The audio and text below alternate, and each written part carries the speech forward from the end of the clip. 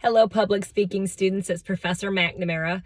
With the unbelievable start to the semester, I wanted to send this message just to my Tuesday morning students to let you know that next Tuesday, barring anything from Mother Nature, we will be meeting on campus for you to deliver your introductory speeches.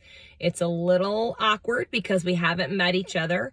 I tried to do an optional Zoom class session, but there just wasn't enough interest, and I know everyone has a busy schedule. So I'm going to give you a couple of tips and tricks to make sure your introductory speech goes well. First and foremost, it will not be perfect, and that is okay. I do not expect these to be perfect. I can tell the difference between someone that really wrote and edited and practiced their speech and then their nerves got the best of them, as opposed to someone that wrote their speech on a napkin on the drive to Glen Oaks. You have my word that I am looking for the things that you do really well. So the first thing I want you to focus on with this speech is your introductions and conclusions. Those two areas of your speech really hold your speech together. And what I mean by that is it's kind of like a set of bookends, right? Your speech can be good without a solid introduction and conclusion, just like books on your shelf can be read even if they're not neat and organized.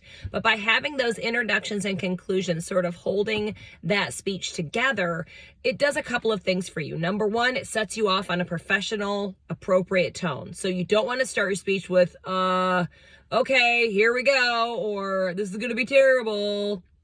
You want to make sure you're starting with a real word, not okay or so.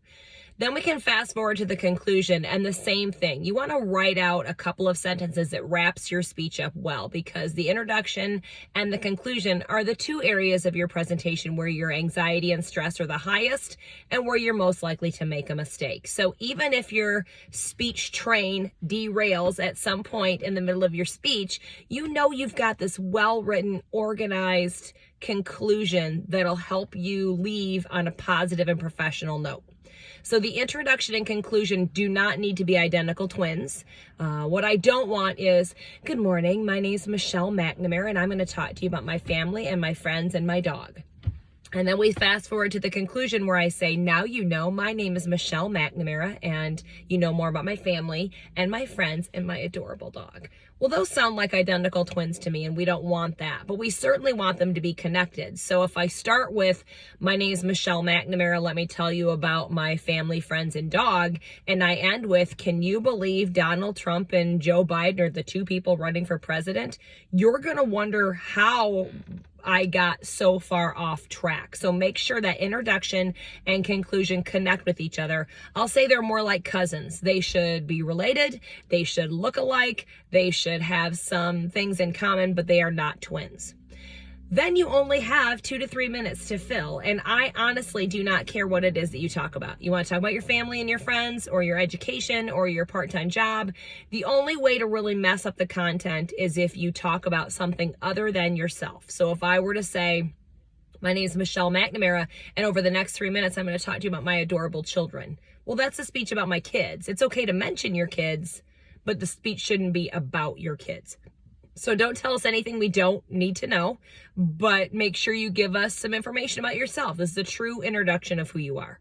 And I will be there on Tuesday morning at 10 o'clock. And we're going to take a few minutes at the beginning of the class to just kind of get comfortable with each other.